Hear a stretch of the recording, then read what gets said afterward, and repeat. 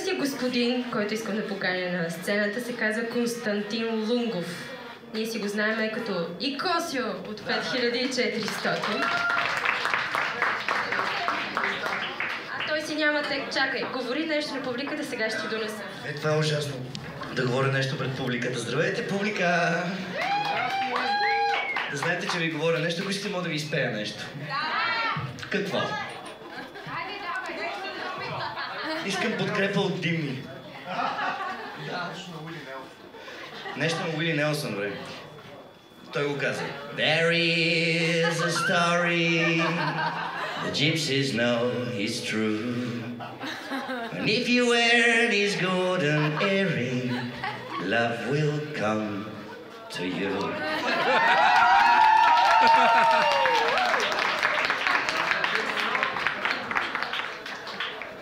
Това е дълго. Да продължим ли така или? Преди 13 дни мама пристигна от Гърция и реши да сложи цялата къща в ред. Аз съм немърлива дева, а сестра ми също. Точно като в никакъв семейен филм, мама постави куфарите в коридора и каза: тук ме чака много работа. Само за 2 дни тя успя да размести всичко, да избърше праха на гардероба, да завие панти на открехнатите шкафове, а между другото и да закове леглото ми, което се люлееше и скърцаше. И тъй като то е огромно и заема половината стая, естествено от години никой не си бе правил труда да обърне внимание какво се случва отдолу.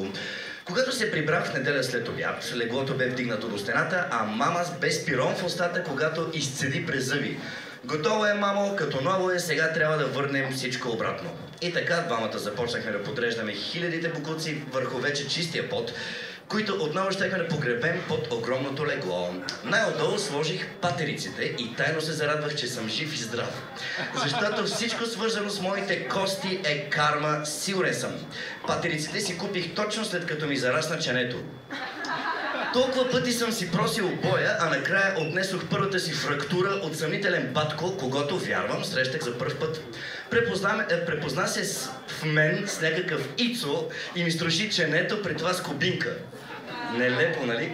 Също както и с крака ми.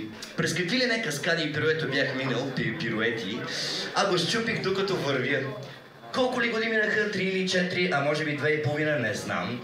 Яна все още се чувства виновна за това, че каза: Джон Ленън, обичам неговата поезия, жената е негърът на света ми е любимо.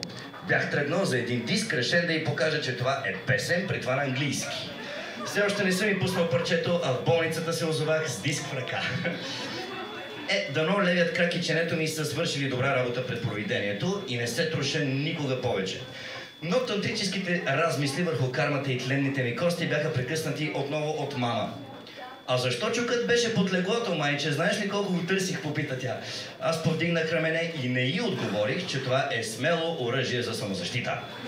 Тя не знаеше, че миналото лято някой беше влязъл в стаята ми докато спя и бе взел портфейла ми и още по-лошо телефона. Това, което ме ужасява, е, че винаги съм го държал до главата си докато спя.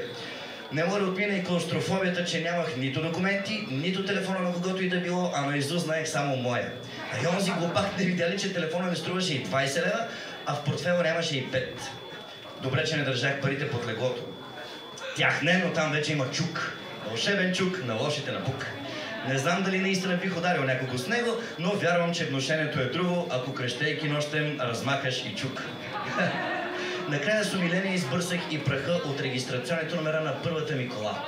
Казваше се Лоренцо, но не заради сина на Совка, а просто защото беше Рено.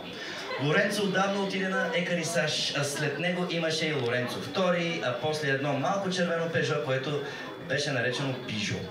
В момента си нямам приятел на колела, но това, което ме тревожи, е дали трябва да плащам данъци в КАТ за годините, през които номерата са се крили под леглото ми.